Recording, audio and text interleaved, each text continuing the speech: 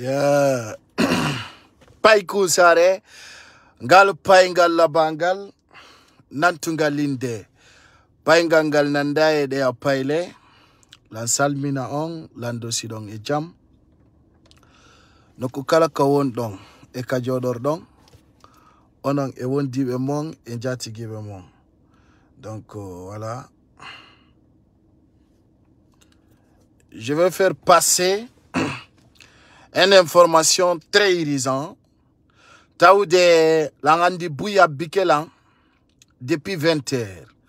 On va avoir la Yougol parce que là je suis tellement occupé. Mais je vais vous donner des informations très claires. Déjà, ils ont commencé de faire des polémiques dans mes vidéos parce qu'ils savent bien que ça frappe fort. Mes vidéos arrivent là où il faut. Donc, il faut que nous dougolimbe, il y a pas écousare ko etno, pas écousare ko ni. Et on non, minga chwala, monofala ina comme etno, monofala, il y a pas écousare ko raciste, monofala, il y a pas écousare ko kon wala ko teti. Ce qui est important, mes chers abonnés, chers compatriotes, je vous demande le nombre de partages. Il y a des gens qui sont là-bas dire que de ne pas écouter, pas écouter, mais je sais l'importance, c'est mes messages. Donc, je savais que vous m'attendez pour que vous soyez renseignés. Chers Guinéens, chers compatriotes, pas écouter no hiro no kukala ka wonne ka jodordon. Ara kwandi tingolon tawo, piji no fekju de kander presidansini, tawa dim piji don kadi ko piji wuldi kat no ay wayite.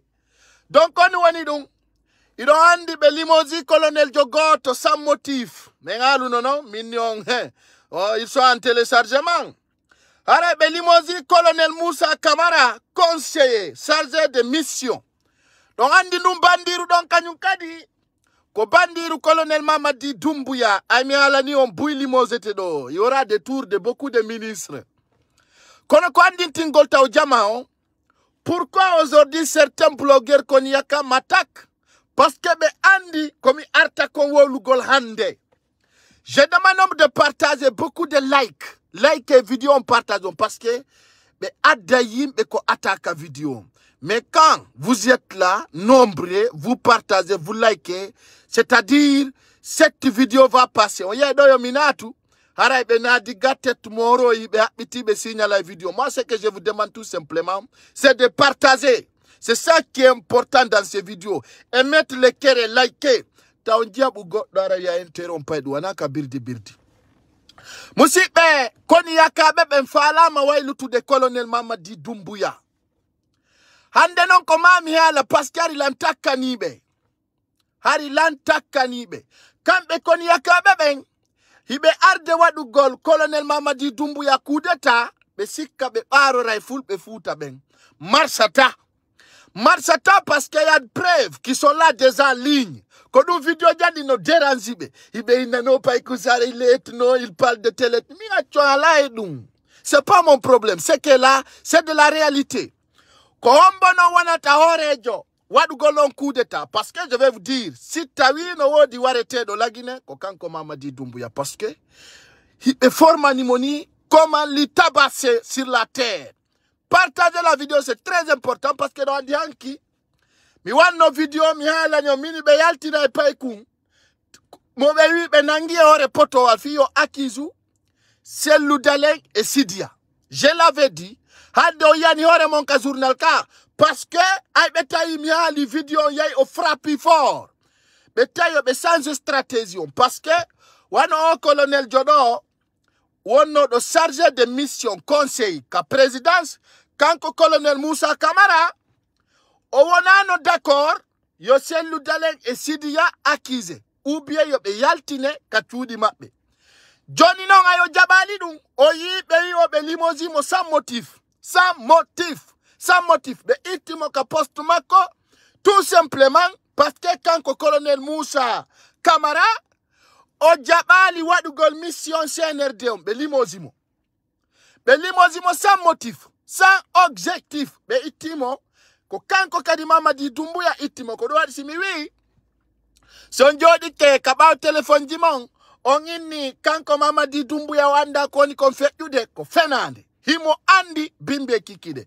Jonon kanko wiete colonel Moussa Camara beitimo deza. Il était limogé hier parce que au Djabali propos du CNRD. Au Djabali o Mamadi Doumbouya ya unanga yimbe akizabe deza wodi bui dono dubela. Wallahi billahi tallahi benangi suka bebui benangi bus wano suka momihala ni ondo deza son hedike. Parce que là, je ne peux pas faire sortir toute la vidéo. Mais je vais montrer juste un petit parti. Tawata e pimo kander prison tong. Be letimo wakapeo be waramo. Wakapeo be waramo. Be letimo be pimo. Vous voyez? Be bon nia yeso ma Congo. Ndare, donc je vais montrer un petit parti seulement. Pour que vous voyez. Oui. Be pimo, be letimo, be bransimo courant. Vous avez vu l'image, ce n'est pas important de le détailler parce que vous le savez déjà. Chers Guinéens, chers compatriotes, maintenant on vient dans le lourd point. Parce que andi pa kusare kan be wata mo trompude.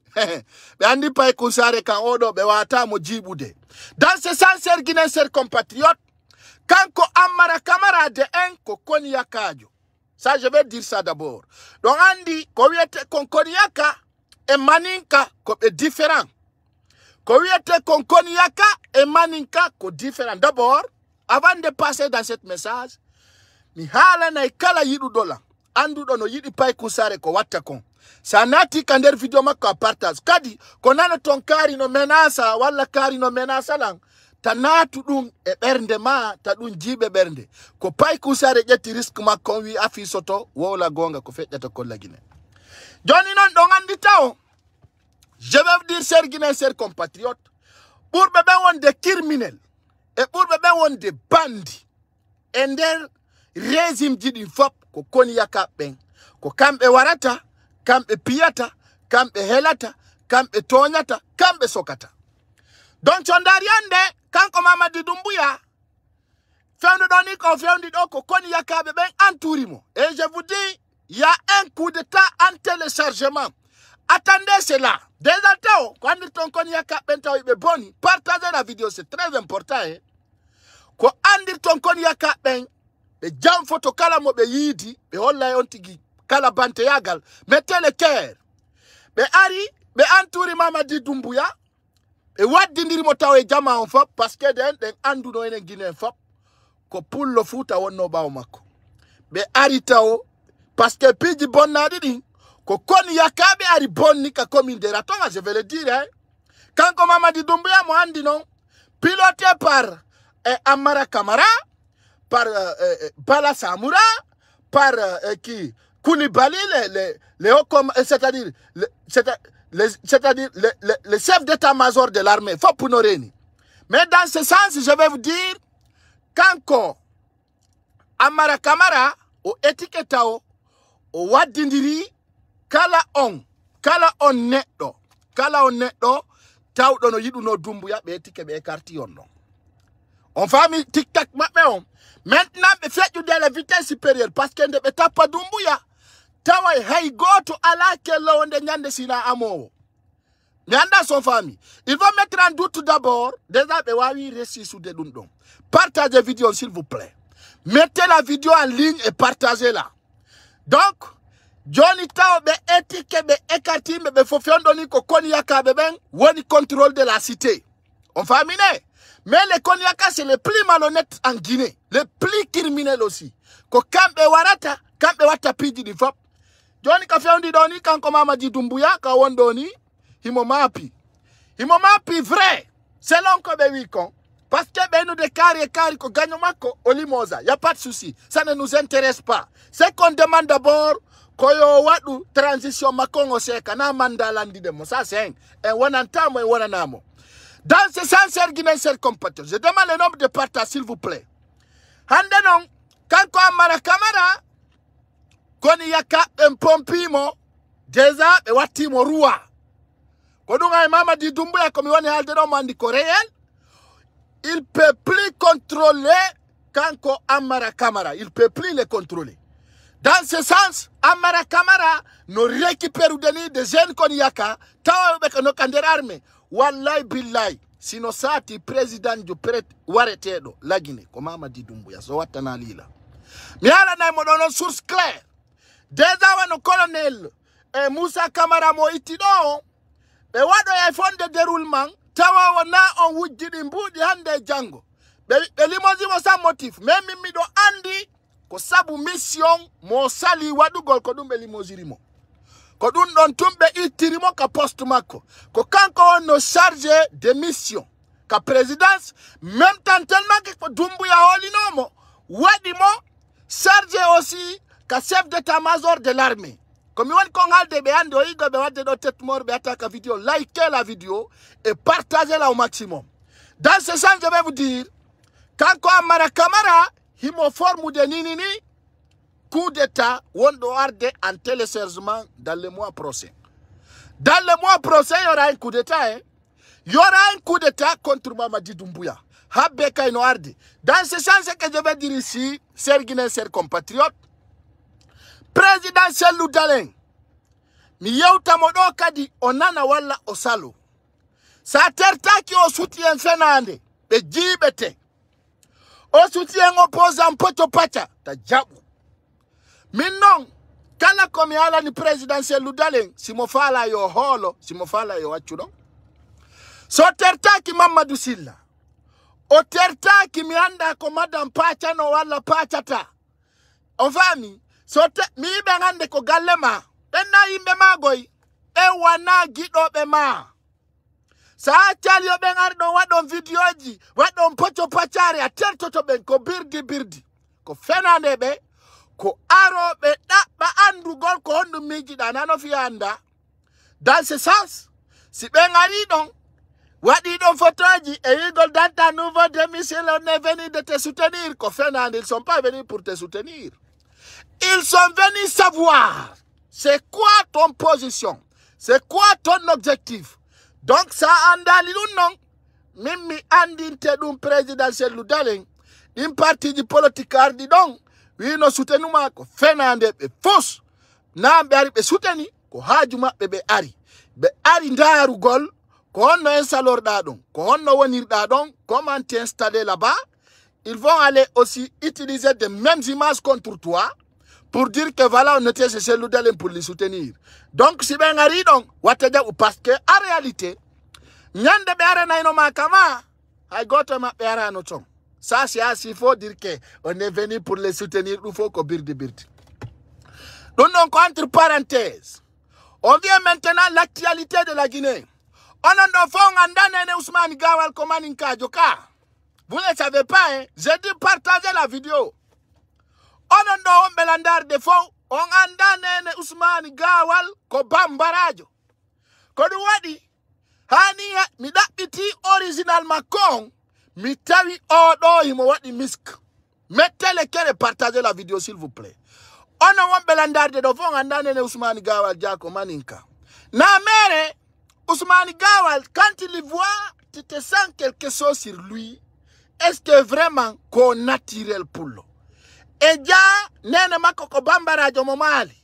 j'ai pris les sources et j'ai recherché son originalité. Dans ce sens,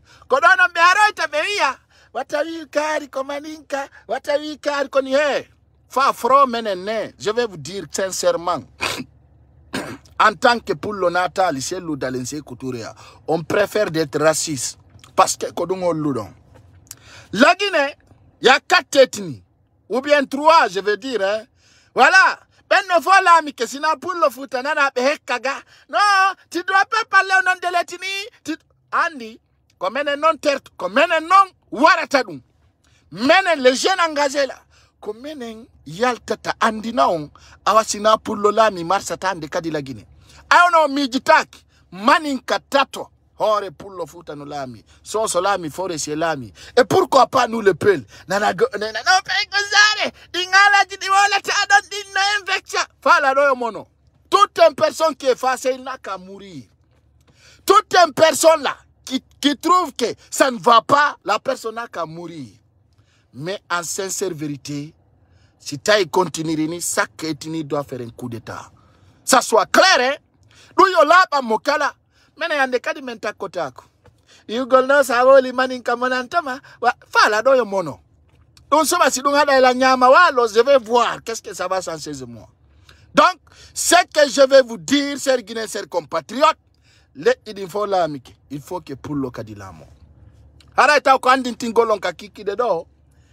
Nene Ousmane Gawal ko manin kajo bambara. Ko tawata ko source claire kadi men dabbi parce que mi hari no jibini mi ko pullo futa wara kon fo si tawi pullo wawa jokkude Mamadi Doumbouya wada interview ara no jala signino kanko Ousmane Gawal mais kami ndari recherche makko mi ay mi andi ja nene makko ko manin kajo bambarajo. Donc dans ce sens so yalti kadi o yeddi mi addana mo détail ji labu di posta o yeddata. Donc moi, j'ai pas de temps à répondre les yoli ou les petits Mamadou. J'ai des affaires avec les cadres. Avec les cadres. Tawata si mi frappi be kadi be yeddata. Mi non be andi si o yeddi kanko Ousmane Gawal. O inene makona manin kajo mi adda détail ji directement. Nabane mo vidéo. Dans ce sens, chers Guinéens, chers compatriotes, c'est pas encore fini notre combat. C'est pas encore fini parce que maintenant, mais dans la réalité, ils sont là déjà attaquer la vidéo. Mettez-les que les partagez, s'il vous plaît. Partagez la vidéo maximum. C'est ça qui nous importe. Ah, du monton et le gol français. Minga tchoala français. C'est ça qui vous intéresse. Une vidéo d'ani le français ou la français, c'est pas mon problème, moi. C'est-à-dire, mialanta bensinani, ça passe. Et puis, ne répondez pas aux injures. J'essaie les gens qui insultent, ils vont insulter là-bas. Ce n'est pas notre problème. C'est que notre problème aujourd'hui, c'est notre mission. Notre mission, c'est quoi? C'est comment déstabiliser le CNRD, comment déstabiliser toutes les personnes qui soutiennent le CNRD, comment déstabiliser leurs chefs d'abord, comment déstabiliser toutes les personnes qui diraient le CNRD. Soit camouflé ou n'est pas camouflé, tout le monde sera démasqué. Donc ça soit clair. Ça soit clair pour qui le veut entendre. Ok? Donc, dans ce sens, chers Guinéens, chers compatriotes, il faut qu'il y ait des combats plus fort, plus fort, plus fort. Comment il faut qu'il y ait des combats taudo, na yo goto hulu ay critique. Ce qui reste clair, ko l'angol be réalité on konata kono pimabe. Ko paile mabbe tu woni comment de yenna do mi sokka jude. Ay mbulo katabe. Parce que mi do andi ko mi alta kono natu de mabbe vrai. C'est ça qui est c'est ça mon énergie. La andi ko mi woni be ko nabande no natu de vrai wa misilwal. Donc ça m'a suffi quoi. Ça fait mon dose. Donc ce que je vous demande c'est nombre de partages. Et derboum quand Mamadi Doumbouya, je vais le dire Haray Amara Kamara no fala wadugon mo coup d'état. Appuyé par les Koniaka. Appuyé par les Koniaka. Koniaka benno. Ko woni falaka. Yo pour le foot akadi lamo. Les Konia. Les Konia d'abord c'est pas naïm wombe originaire de la Guinée. C'est des personnes qui viennent de Burkina et Côte d'Ivoire. Certaines personnes viennent de Mali. Mais dans ce sens, hano hanki mi holluno on photo. Gardu me ben bala samura, mi holli on haïsin gardi jogo. Mi ni on a iteni jono wana teni jilagine. Parce que il be mixi ton ka force spéciale. Il be mixi pa ko itao wana Guinéen be ayuda taiji mapeding a andai wana original Guinéen woni ko be woni. Dans 6 mois après premier mappe o la Guinée ko soso be ekkita yo be wakilo wowlugol. Sondari dans l'armée guinéenne taw be yalta ka terrain fo ko soso be burata wolude parce que ko dun dom be tindina yo be halu. Vous comprenez? Mais aujourd'hui ce soir dans cette vidéo, on va vous rappeler ce que c'est sincère et la réalité. Quand tingolon CNRD on hibe ligne esek njandudo. Et je vous rappelle, ils vont limoger 9 ministres. Be limoger do 9 personnes, lang andinon Ousmane Gawal tawete be limoger tebe. Ça je vous mets à l'ordre d'abord. Quand Mamadi Doumbouya déjà il a commencé d'avoir doute sur certaines personnes, mais après le règlement de compte, tawata kadi e limozai ko yata 9 ministres. Ko don non coup de temps wona tan téléchargement. Kadi be yimbe wombe inude ayo selu dalen dogu yalta la Guinée o ya o bazo yo no kugo. Non. Selu dalen wata dogu de Doumbouya. C'est impossible. Ne pensez même pas à ça. C'est quelque chose d'irrégulier. tagoto mijo dum. On famine. Tagoto mijo. C'est l'oudalen dogay Doumbouya. C'est assez faux. C'est assez faux. Donc, je vous rappelle, c'est l'oudalen odogata Doumbouya nani. Ça soit clair, hein. Ça soit clair. Donc, wambe ben wadde dum ka kilemu. C'est l'oudalen dogali Alpha Condé. Wana Doumbouya. Intérêt ankiri odogata. Donc, il y a des gens tawobe Jonama on esprit. Ben kadino yaltude famina no mapi. Walla ko selu dalembe mapani. Donc o yida selu dalem buri ore makko. Ta goto wado esprit goddo selu dalen ko dogowo. Selu dalen dogata Doumbouya. Ta goto instalu dunge cerveau mo. Ko yawo tawta ton selu dalen woti. Selu dalen dogata de. Selu dalen dogali Alpha Condé, pourquoi il va courir Doumbouya? Jamais plus jamais. Ta goto wadudung esprit mou. Ta goto wadudung e hakile mou. Seloudal ne va jamais fuir. Seloudal ne va jamais quitter. Donc, Andi Tonka di Hunde Wotere, Seloudal c'est le président de la République depuis les élections passées. Donc, ta goto wadudung ide mou, sika awakotana wala komasibo. Donc, dans ce sens, je vous rappelle, mo etima etuno, etuno. En tant que il y a des personnes qui prennent des propos haineux flagramment, ça soit clair. Mi achaka edunde. Igol si manin kamonike konya, si so monike achuangedu. Si so monike c'est normal. Ça c'est pas mon problème moi. Mais donc on terre tout tout. On yalta yon pocho pachamon.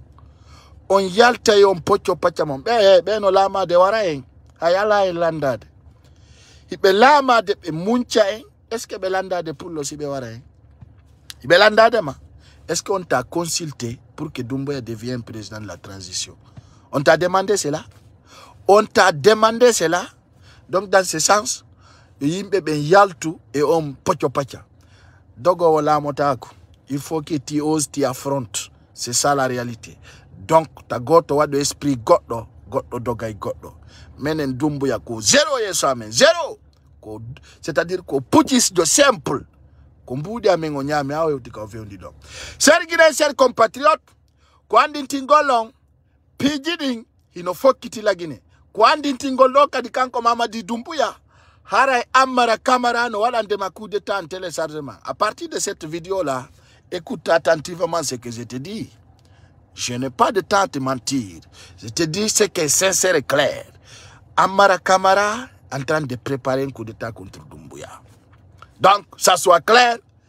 Et Kadi, c'est l'oudalen, on nani ko halikon, na o delenkan, na o jatto o goddo, o wujja, o fena yore goddo. Min ko mettilan kon fap, ko tawata kon, o opposant fenande, ko be woni kon don arde bena. Je soutiens celle, on est venu pour nous apporter le soutien. Faut ko pocho pacha ko penale. Penale. Dans ce sens, chers compatriotes, il veut terminer tout le monde. C'est ça leur objectif. Terminer tout un communicant, terminer toute une personne qui parle la vérité sur le CNRD, ça c'est leur objectif. Mettez le cœur et partagez ce qui est important. Les zen, tawata benangabe. Feondo doni benangi bui, benabi koronti. Ino do famille bui no dubelang, tawbe frère be munangama depuis Tianki, et ore fenande. Tawata ko Mamadi Doumbouya kadi autorisé o benange. Kanko. Parce que yande, si tayi Guinée njonangama, sokama koronti, kanko Mamadi Doumbouya mo wa ya ogolo yaltinabe. Minana hobe no inna. So yi ko Mamadi iti don full bebe. Bien sûr, ota full bebe nge on tang. Parce que o aru, ko kambe kadi sokuno mengoy. Na yo besiko be jetta dum, be wada aga vérité besika dum ko commentaire moyo. Menen ko menen ngati wadu golon commentaire men tay ko négatif meni ko négatif. Tandane be inna. Kata ko Mamadi Doumbouya iti don full bebe. On to iti men. Ota men soka yore tonye. O ari o yaltini men ton. Men kel l'animo. O li promesse mo wadali. Mais oui, yo seku. Ça soit clair. Comme yalta ino ka benadi men don parce que me dengandi ko kambe zokime. Ko kanko wanno Alpha Condé légitime. On va amine sana ni muinna beinna. No, kadumbu ya wadini si dumbu ya wanno ko halda kon ara ino fono kella nimo. Kono so jodi ke don hakoni yaka on tournimo ndebe sofina mo kadi me yalta men kella. Men nawala be putinimo. Bien. Ara kaino labi pos. Ça soit clair. Owata ota fulbe ben notonya be soka o yaltini be kanko kadi o fuddike toni de fulbe ben go soka men darto tomo ça soit clair kako ni sikkudo kadon sikkudo awa ngara zo mena na men kikalaje de 50 ans comme un jeune me de ngandi ko fewndi donc o arno tawi kanko Alpha Condé be soki men be yaltini men be men joni men hetti indépendant o ari kanko kadi o fuddike même dictature men darto tomo alaka di ko way mo dandude ça soit clair donc chers Guinéens chers compatriotes haray ko andi tingol sukabe nangabe ben meden andi fi mon bernanga ben fo e wona ben torturede no arde kadi katawata men devalay fop men yaltina tawta goto sutako dans ce sens chers Guinéens chers compatriotes wombe landar de o saydo au sein de l'armée me rappelino on taw ya une division. Il y a une division catégoriquement de 3 parties. On division kander armée, tawa kadi frappe fort. Division kander armée, parce que ande si armée on syndicate quand comme Mamadi Doumbouya momapi parce que donc andi enen Guinée beben fop den andi unité makon tawaka et armée guinéen.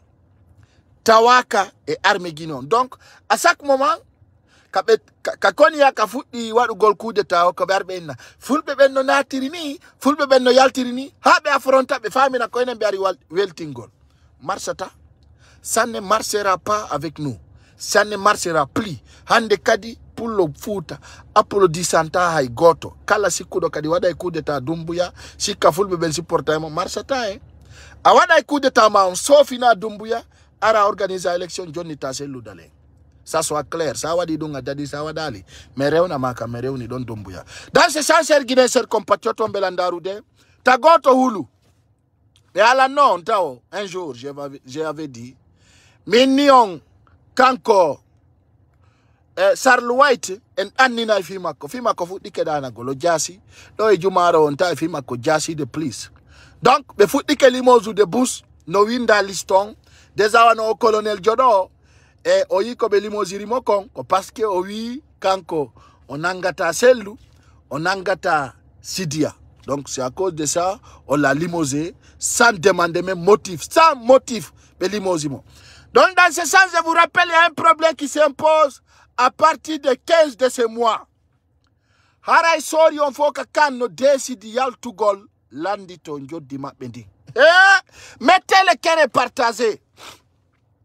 Depuis ta Mamadi Jatila Mungu, oyobali, sorry, jo I got Isaac Umaro. Isaac Umaro go to, kowowi kong, I got to Yobaka. I got to Yobaka, 1 franc, pipiru, sorry, on fop, si don fala, si don mari, music, no kalar meton. Not de landodon. I got to Mamadi Doumbouya yobali tau. Wano etianking, onani ankide, onani penale de Mamadi Doumbouya, oni what to the kapale. Oui, Banque mondiale noari wallitor golbe 1 milliard dollars. Fernande Fous, tapale.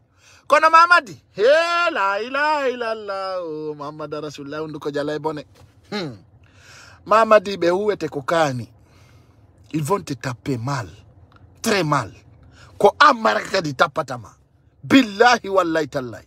Amara. C'est lui qui va te taper, toi-même tu seras étonné. Tu seras étonné. Parce que l'armée on beyobaka be yaltai. Armée, c'est-à-dire, il no arde kabe wadata couvre-feu ender lady. Ça d'abord je rappelle pour ne pas que vous soyez étonnés. Be wadoya dans la semaine à venir. Be wadoya couvre-feu de 18h à 6h. No arde, ka capital qu'on a crié, ils vont faire un couvre-feu bientôt. Parce que fait on dedans. Be wawata walande imbeben. Corona, il nous jama on a 18h comme ça. Couvre-feu ka capital Conakry. Ça viendra dans la semaine à venir. No arde à winde maro. Partagez vidéo en tata. C'est très important, je vous dis, ils vont faire d'abord un couvre-feu. De benanga Mamadi, tawata kadi jamaon sero même en réalité savoir que on angete tawta goto min minotako. Et ça va me faire plaisir, hein. Mais rigola e men jala parce que mi andi tinna mais hala no monon kanko mama di ato yewtude ande me ni motaw yo ittu yo ittu amara camara ba makko jabal jonnon ni si don wattani la homme de terrain on ko kanko amara camara. Vous comprenez? Ça montre que Amara est positionné pour écarter Mamadi Doumbouya. Donc dans ce sens, ils sont allés faire des campagnes partout au CNT, ko échec total. Échec total. CNT à l'intérieur ko échec wontadibe. Ko échec total woni ko wonani benderton. Au famine, faut puis déjà Mamadi Doumbouya il n'est plus crédible. On a pu déstabiliser ça d'abord. Donc je remercie ce peuple qui m'écoute, qui ont pu déstabiliser la popularité de Mamadi Doumbouya. Non andi ko enen do fop wawi wadude dum don. On a pu d'abord déstabiliser leur communication, on a pu déstabiliser leur popularité à terre. Hande kala ka Mamadi yalti goto ndarata. Fop no jettimo pocho pacha birdi. Ça d'abord c'est une mission très forte. Hein? Je vous apprécie pour cela. Parce que Tao, il n'est plus crédible de l'intérieur à l'extérieur.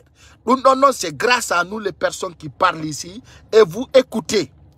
Ko sabu mene wombe wolude ben onon hidon jentade. Hidon partageude et ça apporte de plus. Hande en wawi déstabilisude ko wiete kon jama Mamadi Doumbouya ko sikkuno mo mari kon fo. Et on rappelle den Guinée bebe fotao kanko Mamadi Doumbouya groupe makonfo ko warobe ko fenandebe. Donc déjà mi wabbe no commentado fi Espace FM. Mais déjà ils sont finis, on a déstabilisé Espace FM. Dans ce sens, nous on lit kanko Mamadi les plus populaires dans ce pays. Nous no énervé mo kaberne mako. Je sais très bien ce que je vous dis. Donc dans ce sens, en éthique kadi en pitike kander armeton, il y a une division totale. Une division totale. Donc dans ce sens, on a dit un petit que jama un petit que. Quand on débute à Mamadi Doumbouya, quand on nyalande den habiden. Quand on habiden, wallahi billahi tallahi, préparez-vous pour fêter. Hino arde ko tawata be nanga mo be habba mo hawo yora. Ça ne sera même pas 2 mois. Comme il peut plus faire. Johnny non on faut coup de temps mi woni on halande. Be wadaimo. Parce que à partir de 5, il y aura un changement au pays. Il y aura un changement très clair. Un changement qu'on déjà, déjà stabilité CNRD, on s'est déstabilisé, ils ne sont plus légitimes. Quand il était qu'on a dit, c'est dia et qu'on a dit tataïmou, pendongari, no wa des sanctions qui m'a pédi noirde. Parce que mi un président Union africaine, on Dakar do Johnny Jodi, c'est très clair. Dans ce sens, je vais vous dire, les CNRD déstabilisés, ils sont plus populaires. Et quand il mais oui, quand Mamadi Doumbouya so a chari wad gol campagne ka capital men déstabiliser mon tapis. Quand il yalti, il m'a dit qu'il pas le cas. Parce que moi, je so yalti, moi, je comme il ni mokon. So yalti, ka hore lawol, moi, je go to fala kamo. Hay personne.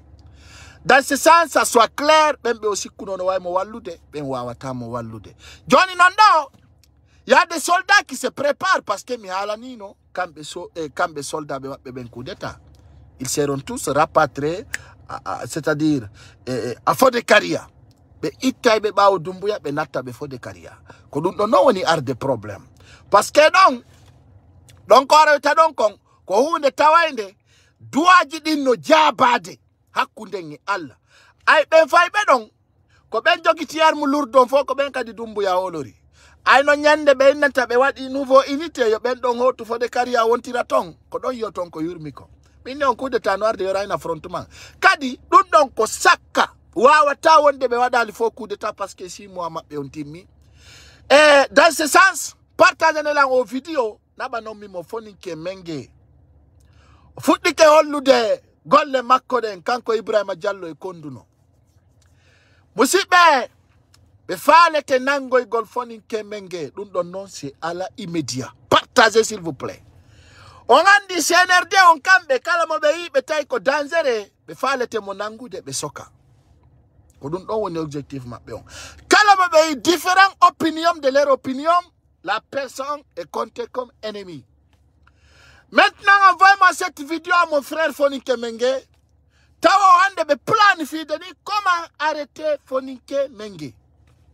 Juste parce que o yalti o wibe harai piji tati ko landi CNRD taw o ko be yaltin hore be mabbe ben kombe woni CNRD o wattani be do yobe andutu kambe CNRD be ara wadu gollamu ngu duubi tati walla duubi didi yobe andutu ko e hore ko be halfina be woni e mun ko be jonni tata ko buri yawde o wattani be don non kadi wo bandiji no baawo ton kanko Fonike Mengue anditini be wo bandiji no baawo ton o ben ko wonduno be Alpha Condé ben hande no ara no famina hino moƴƴi sincère vérité donc dingalaji don non invexibe trop menen non ko wano Fonike Mengue melo sigadin kombaji don ben inna mo oui welcome bienvenue parce que on do mi wata mo inde ko raciste ko neddo tawo o affronter il n'a pas peur donc leur stratégie c'est comment arrêter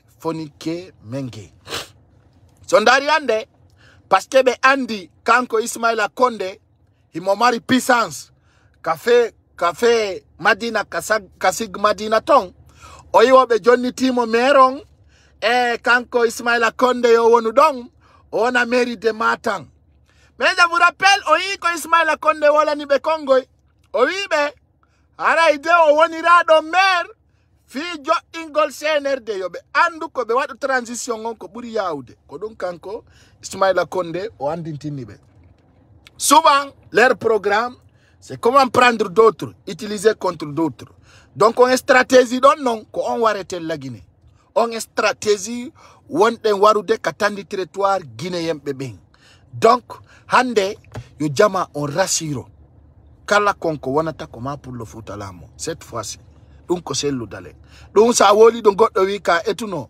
inno atewi si goddo ni makanil wi atewi ko wonda ko halude tu as un objectif bien déterminé dans la chance donc dans ce sens hande fala nono mi halira non arrête gol c'est l'odale et Sidi Touré j'avais dit hier mais grâce à cette vidéo actuellement qui a plus que des millions de vues dans plusieurs pages donc ça montre que on mission mabbe donc échoui be limosion chef de mission wono do wadde dum parce que mi hali ka vidéo mi inni kadi ko wondo der tongala ni la yeybe andile ko mi hali kon c'était en présent o tawi hino woni en cours de réunion mi hali don direct be limoji kanko wietedo kanko wietedo colonel Moussa Camara ko tawata wala Colonel Moussa Camara, conseil chargé de mission, ka CNRD ton, ka présidence, ko don direct, be yay be limosi bon.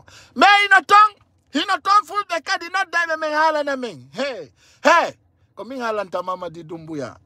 Kala ko mijida, ka telephone ando walata. Hakude Allah. Hey, ngainali. Mamadi Doumbouya. Mamadi, tu n'as pas encore fini. Billahi wallahi tallahi. Et note bien ce que je te dis cela. Ça finira pas par finir. Donc, le CNRD est déstabilisé. Donc, ce que je vais demander à Fonike Mengue d'être bien déterminé. Savoir qu'en tant qu'il met cette combat, on les soutient. Partout là où nous sommes. Et Fonike Mengue, il a dit quoi tu dois compter. Faut jamais reculer. Donc, ces bandits-là ne peut rien contre toi. Savent que quand ils quittent dans cette route, et tu seras toujours déçu par plusieurs. Donc, mets-toi au rail, engage-toi pour affronter ces bandits. Donc, il y aura une mobilisation au terrain.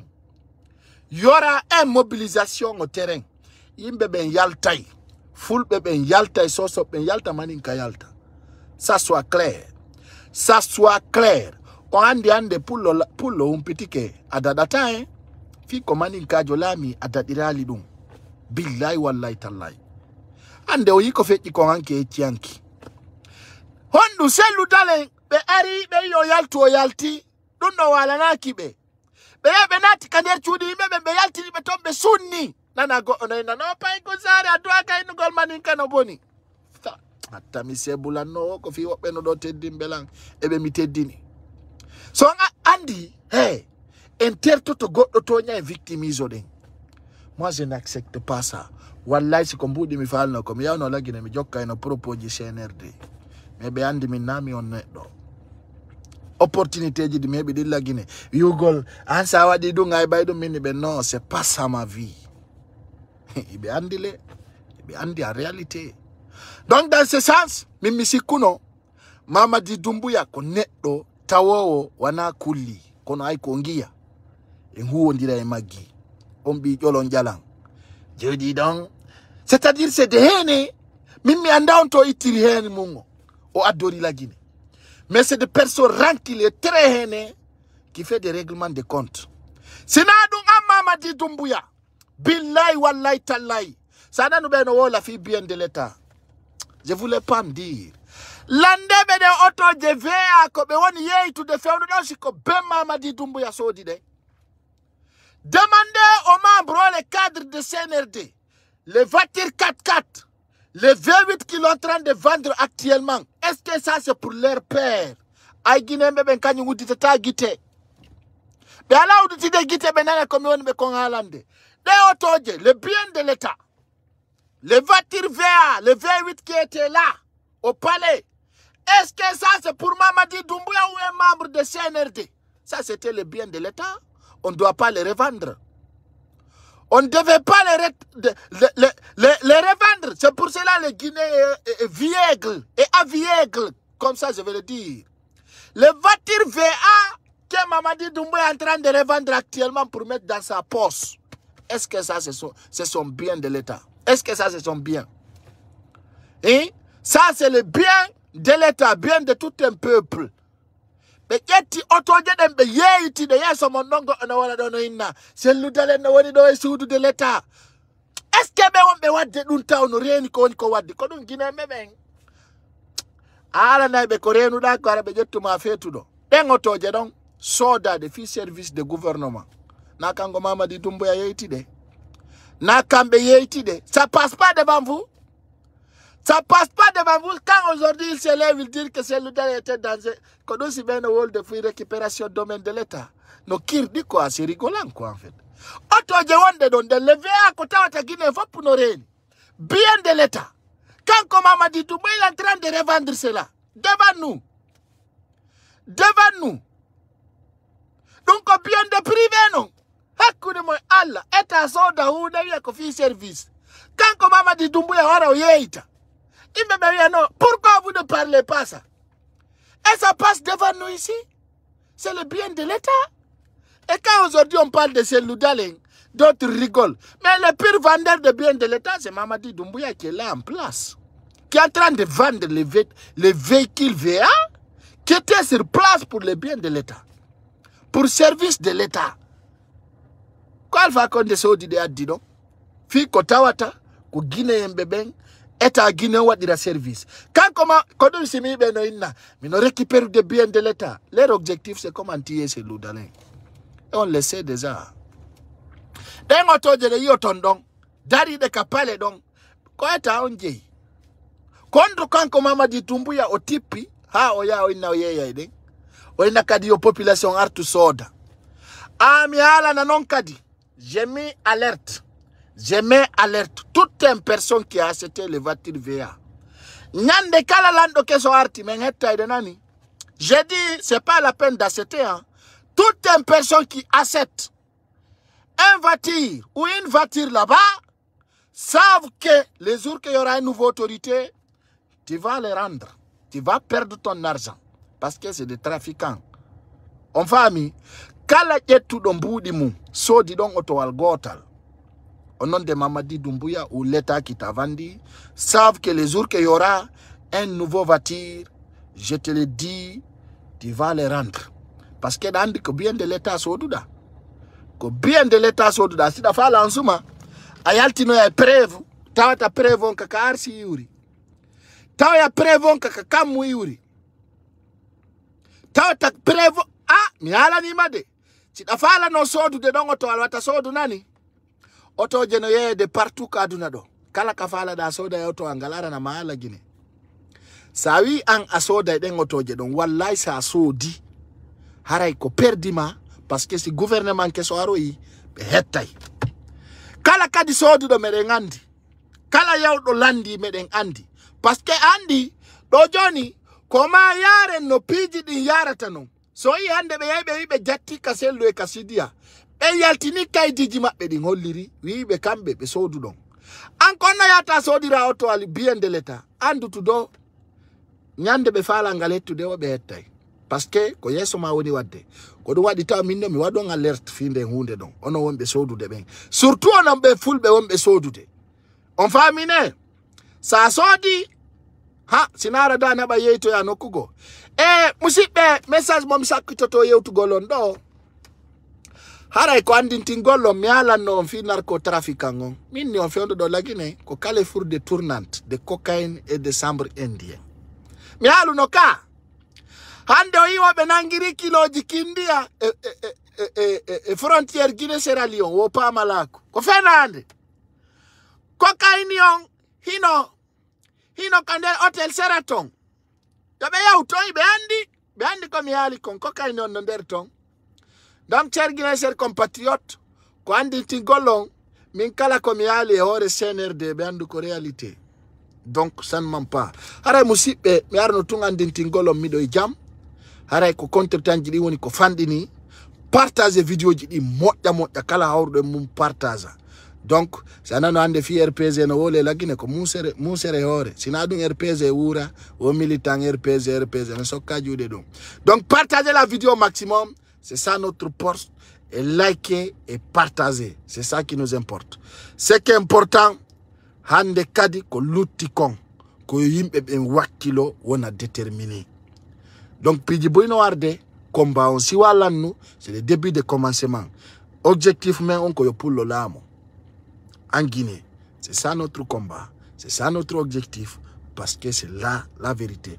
Mi hala ni non kadi Carrefour tournanton ino la Guinée donc cocaïne on hino ka hotel Sheraton fono andi ibena do be nangi kiloji ton telenkindia ko penale mamadi dandi nato woni foko birdi ko son nabi on hebali kilian yon jama on idon ye oy be nangi cocaïne be no kirdi ara jama ko dum mi wata wonde jemma fo mi aral mi humpita on ko fewndi ko na kiri ara ko andintingolon kanko amara camara do imo fokkintini koni yaka ben ka woddi koni yaka ben no fala wadde Mamadi Doumbouya coup d'état min non mimmi goto intervenata do no gerdu do wono nge makko fala do yo wolu mal de moi c'est pas mon problème min haccu ngala e ben min combat on ko CNRD ko mi wowlanta ko natta no pi mabbe e wado be vidéo e yara be bata 1000 partages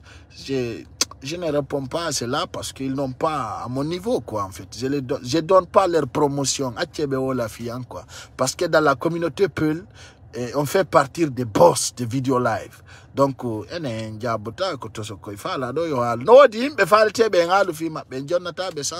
comprenez? Quand tu es lourde, tu es lourde. Ce qui est lourd est lourd. On ne peut pas prendre ce qui est lourd de léger. Donc voilà, aujourd'hui, plusieurs s'affrontent à moi, mais je ne réponds pas. Je n'ai pas le temps pour ça. Ce qui reste clair, c'est notre mission. Notre mission et notre objectif. C'est-à-dire, chacun fait son combat à sa manière et sa façon. On fait la traite de tout. Mawarima, Django ima bareru, tadu mette quoi, parce que ça va faire wargol mawaret. Aïka. Donc, ce qui reste clair, nous, on ne répond pas les gens qui ne connaissent rien, des gens qui n'ont aucun motif ni objectif. Nous, on vit à l'Afrique. On vit en Afrique. Et j'étais 2 fois en Guinée. On n'a pas de pocha fo ko fenande. Aïe, on n'a pas de Paï kousare si kagor ko ar Guinée. Il y a la Guinée là, bididi. Hombo sou signé yude. Penale. Inge, na pocha goy. Mi y a la Guinée kadi. Mi wadi vidéo, mi frappe, mi for kindia. Il fait outine ko kang. Donc, voilà. Moi, mon combat, c'est pas de attaquer les gens. Minko CNRD, mi mari anniversaire. On a des vidéos, voilà, qui fait des choses qui n'est pas important. Moi, ça ne m'intéresse pas. Je n'ai même pas de temps de suivre des personnes là qui n'ont rien, qui n'est pas matière en tête, qui attaquent lui demain. c'est pas mon problème. S'il est fort, il n'a qu'à aller attaquer Doumbouya. C'est ça, hein, Adama. C'est ça. Donc, c'est ça, les vrais combattants, c'est ça. Je vous aime beaucoup. Surtout, partagez au maximum. Et on va se retrouver encore pendant la journée, tout le temps. S'il y a une info, je vous les balance. Actuellement, vous voyez ici dans ma voiture, j'ai pas assez de temps, mais il faut que je vous parle. Je vous rappelle que je suis bien. Mais on peut dire notre doute, on a pas écouté nos menaces à Koni, faut qu'on pénale. Rien absolument. Donc, on est ensemble. Je vous aime, je vous embarrasse. Et nous serons toujours ensemble. Vous êtes là à dire vive RPG. Mamadi Doumbouya a tiré RPG. Hein? Il a tiré RPG. Tout le monde est au courant de ça. Il a tiré l'RPG. Donc c'est ça. Vive la vérité, vive la sincérité. Le meilleur reste à venir. Président Seloudalen, sois très vigilant. Très vigilant parce que tes ennemis t'entourent jusqu'à présent. Donc on est ensemble. Merci beaucoup. Et salut Diallo, on est ensemble. Tous mes auditeurs, je vous aime. Bye bye. Bye.